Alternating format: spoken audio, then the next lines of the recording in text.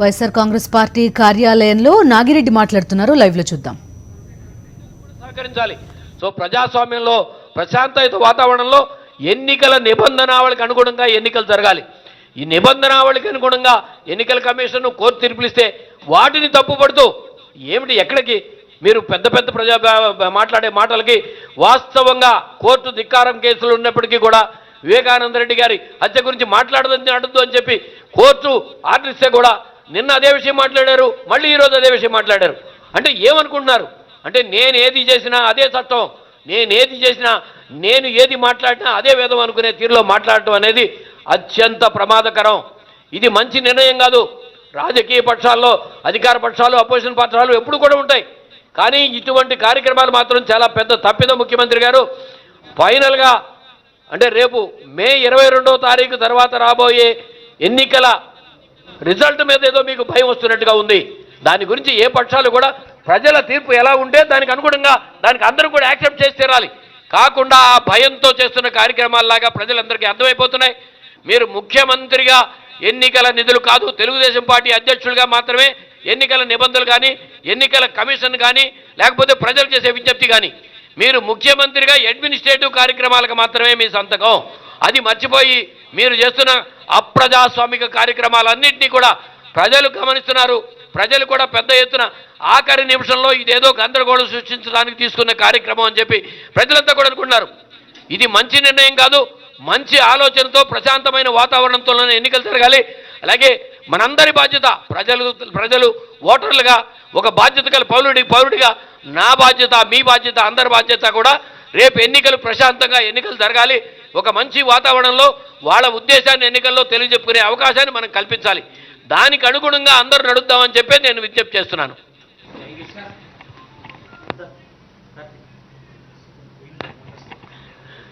అలాగే గత 5 సంవత్సరాల కాలంలో సో మీరు 5 సంవత్సరాల పాలనా కాలంలో మాట్లాడిన ప్రతి మాట, ప్రతిదీ ప్రజాస్వామ్యం గురించి మాట్లాడిన మాటలు, మీ పాలనలో జరిగిన కార్యక్రమాల గురించి ఇవాళ ఎన్నికల ప్రసంగంలో మీరు మాట్లాడుతున్న తీరు, మీరు గత ప్రచారంలో కూడా మీరు మాట్లాడిన తీరు, ఇవన్నీ కూడా ఎక్కడ కూడా మీరు నిజంగా ఒక ఆత్మవిశ్వాసంతో ఎన్నికలు జరిపించినట్టుగా 14 సంవత్సరాలు ముఖ్యమంత్రి కార్యక్రమంగా జరిపించిన తీరుగా మాత్రం లేవు. ఇది చాలా ప్రజలందరూ కూడా గమనిస్తున్నారు. అప్రజాస్వామిక కార్యక్రమాలతో అప్రజాస్వామిక నిర్ణయాలతో మీకు ఏదైనా సరే ఆఖరి నిమిషంలో వాళ్ళు ఇచ్చిన రిపోర్ట్లో కూడా శ్రీకాకుళం కలెక్టర్గా మేము వేసిన 1 రోజులోనే మార్చారంటారు. అసలు ఆఖరి నిమిషంలో ఎందుకు మార్చారు మీరు? ఎన్నికలు టైం అయిపోతున్న తర్వాత, ఎన్నికలు దగ్గరకు వచ్చిన తర్వాత ప్రమోషన్లు ఇచ్చి వాళ్ళని మార్చిన కార్యక్రమం మీరు తీసుకుంది. ఇప్పుడు కూడా నిన్న ఈరోజు రాత్రి అనేక నియోజకవర్గాల్లో ఇవాటికి కూడా భయభ్రాంతులు కల్పించే కార్యక్రమాలు జరుగుతూ ఉంటే వాటి మీద ఎట్టి పరిస్థితుల్లోనూ కూడా మీరు అసలు ఆ ఆలోచన ప్రజాస్వామ్యబద్ధంగా ఆలోచన చేయాల. సో మొట్టమొదటిసారిగా ఈరోజు నేను కేంద్ర ఎన్నికల రాష్ట్ర సీఈఓని ఎన్నికల అధికారిని కలిశాను అని చెప్పి మీరు మాట్లాడతారు. అంటే ప్రజాస్వామ్యానికి ఏం ప్రమాదం వచ్చింది ముఖ్యమంత్రి గారు? మీరు మొట్టమొదటిసారిగా నేను కలిశాను అనడానికి అంటే ఎన్నికలు మొదలైపోయినాయి, ఎన్నికల ప్రచారం సమయం అయిపోయిన తర్వాత ప్రజాస్వామ్యంలో ఏం ప్రమాదం రాలేదే? అన్నీ సజావుగా జరుగుతున్న సమయంలో మీరు వెళ్ళి నేను కలిశానని చెప్పి ఎన్నికల సంఘం మెట్ల మీద ధర్నా చేసే కార్యక్రమం ఒక ముఖ్యమంత్రిగా మీరు తీసుకున్న కార్యక్రమం. అసలు నిన్న 6 గంటలకి ప్రచారం అయిపోతుంది. 5 గంటల 59 నిమిషాల వరకు మీరు పెద్ద ఎత్తున ప్రచారం చేశారు. సరే, అప్పుడున్న అవకాశం మీరు ప్రచారం చేసుకున్నారు.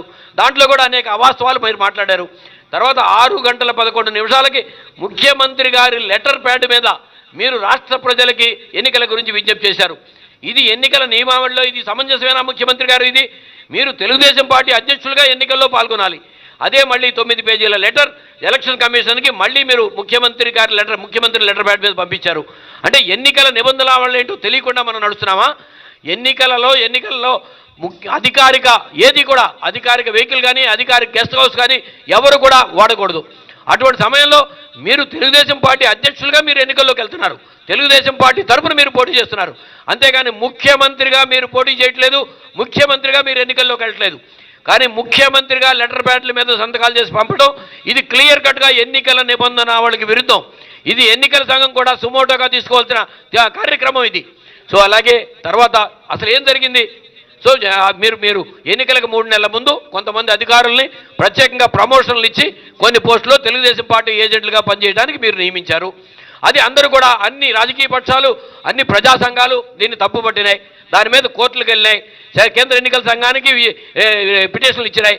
దాని మీద కేంద్ర ఎన్నికల సంఘం ఎంక్వైరీ చేసుకుని కొద్ది మంది మీద వాళ్ళు తీసుకుని వచ్చిన పిటిషన్ల మీద చాలా కొద్ది మంది మీద యాక్షన్ తీసుకుంటే మీరు ఏబి వెంకటేశ్వర్లు గారిని డీజీ ఇంటెలిజెన్స్గా ట్రాన్స్ఫర్ చేస్తే ఒక ప్రభుత్వం తరఫున కేంద్ర ఎన్నికల సంఘం ఇచ్చిన ఆర్డర్ని రాష్ట్ర ప్రభుత్వం మీరు కోర్టుకెళ్ళి దాన్ని ప్రశ్నించారు.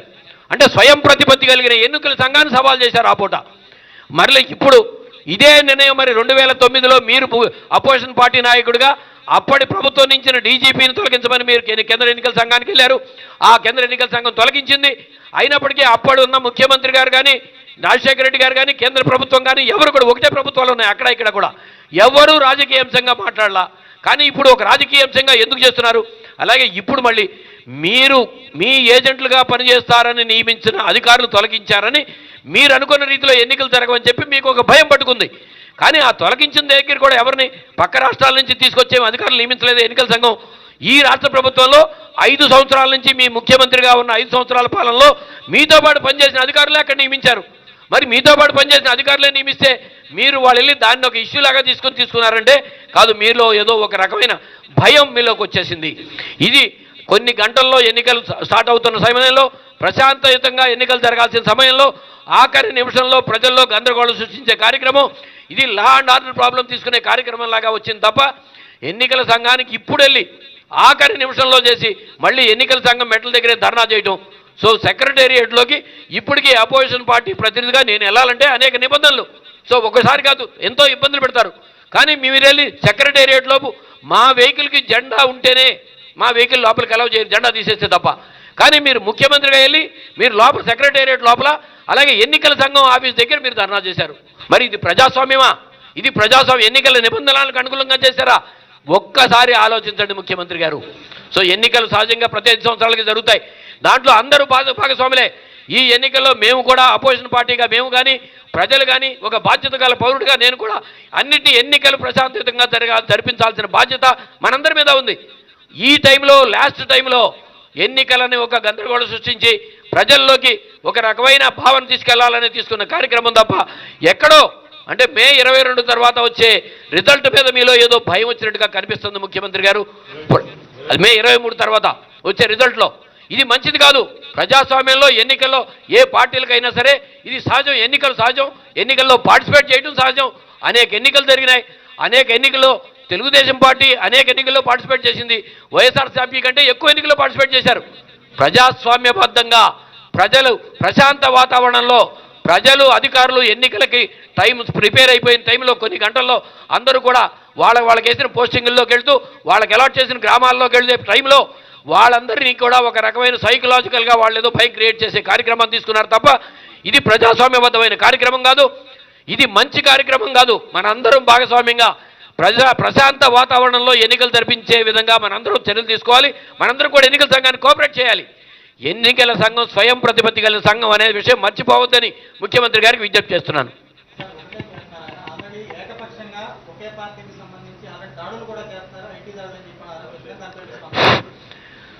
సరే, యాక్చువల్గా కూడా ఐటీ దాడులు జరగల.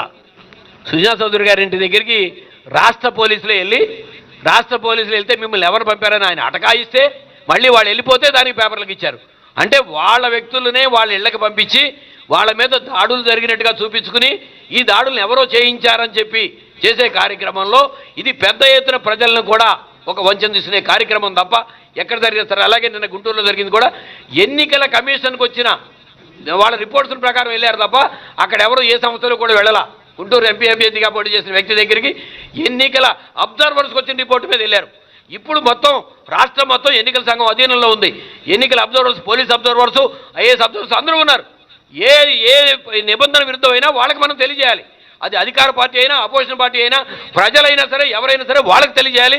వాళ్ళు యాక్షన్ తీసుకుంటారు. అంతే తప్ప రాజకీయ అంశం కాదు, రాజకీయాలు రుద్దేటట్టుగా ప్రయత్నం చేయవద్దనే విజ్ఞప్తి చేస్తున్నాను.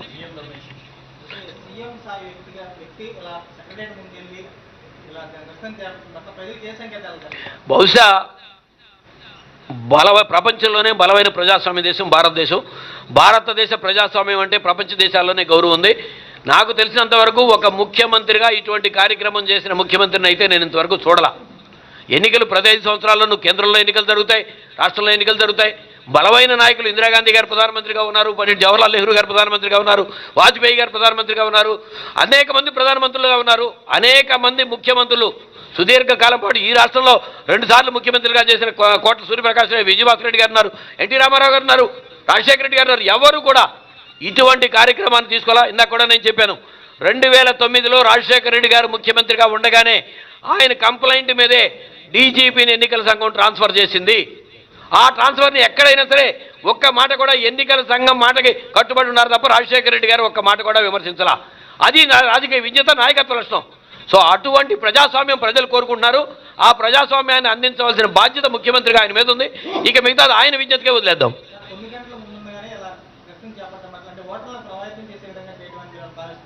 సార్ చాలా క్లియర్గా నిన్న 6:11 ముఖ్యమంత్రి గారి లెటర్ ప్యాడ్ మీద తెలుగుదేశం పార్టీ అధ్యక్షులుగా కాదు, ఎన్నికల నిబంధనావళికి విరుద్ధంగా ఎన్నికల ప్రచార సమయం దాటిపోయిన తర్వాత సమయంలో కూడా ముఖ్యమంత్రిగా విజ్ఞప్తి చేయకూడదు ఓట్లేయమని. తెలుగుదేశం పార్టీ అధ్యక్షుడిగా విజ్ఞప్తి చేసుకోవచ్చు, కానీ ముఖ్యమంత్రిగా అధికారిక లెటర్ ప్యాడ్ మీద చేశారంటే ప్రజల ఓట్లను దానికి అనుకూలంగా మలుచుకోవాలనేదే కదా. ఎన్నికల సంఘానికి కూడా ముఖ్యమంత్రి లెటర్ ప్యాడ్ మీద ఇచ్చారంటే ఎన్నికల సంఘానికి కూడా నేను ఇంకా ముఖ్యమంత్రినే అని చెప్పి మీరు నాకు అనుగుణంగా ఉండాలని చెప్పి చేయటమే కదా. అది మేము ఈరోజు ఆల్రెడీ కంప్లైంట్ కూడా ఇచ్చాం. నిన్న కూడా రాప్తాడులో జరిగిన సంఘటనలు, ఒక కొల్లేరులో జరిగిన సంఘటనలు, ఒక కుప్పంలో జరిగిన సంఘటనలు, ఇన్ని సంఘటనలు వాళ్ళకి కూడా అది అపోజిషన్ పార్టీ మీద అది ఇండిపెండెంట్ మీద జరుగుతుంటే నిజంగా వీటన్నిటికీ బాధ్యత గల వ్యక్తిగా ఆయనే యాక్షన్ తీసుకోవాల్సింది పోయి ఎన్నికల సంఘం ఎక్కడైనా యాక్షన్ తీసుకుంటే ఎన్నికల సంఘాన్ని ప్రశ్నించడం అనేది పూర్తిగా స్వయం ప్రతిపత్తి కలిగిన ఎన్నికల సంఘాన్ని ఛాలెంజ్ చేస్తున్నాడు చంద్రబాబు నాయుడు గారు. తెలుగుదేశం పార్టీ అధ్యక్షుడిగా చంద్రబాబు నాయుడు గారు ఆయన ముఖ్యమంత్రిగా చేస్తున్న కార్యక్రమం మీద యాక్షన్ తీసుకోవాలి.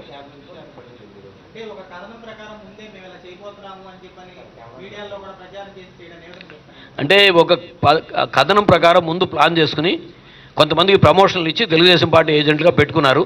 ఇప్పుడు వచ్చిన భయం నేను అనుకునేది ఏంటంటే వాళ్ళని ఎప్పుడైతే నా ఏజెంట్ని తీసి మళ్ళీ అదే ప్రభుత్వ అధికారిని నియమిస్తే భయపడుతున్నారు అంటే నా ఏజెంట్ ద్వారాగా నేనేదో జరిపించాలనుకున్న కార్యక్రమం జరగట్లేదు అనే భయం ఆయనలోకి వచ్చింది. అందుకోసమే ఎక్కడో కొద్ది చోట్ల ఊరినే 5గురు 6గురు మారిస్తేనే ఆయన ఇంతటి కార్యక్రమానికి తీసుకున్నారు అంటే మనిషిలో ఏదో నేను ఊహించుకున్న ప్రజాస్వామ్యబద్ధంగా కాదు, అప్రజాస్వామిక విధానంలో నేనేదో చేయాలనుకున్న ప్లాన్ పెట్టుకుంటుందనే భయంతో ఆయన నడుస్తున్నారు.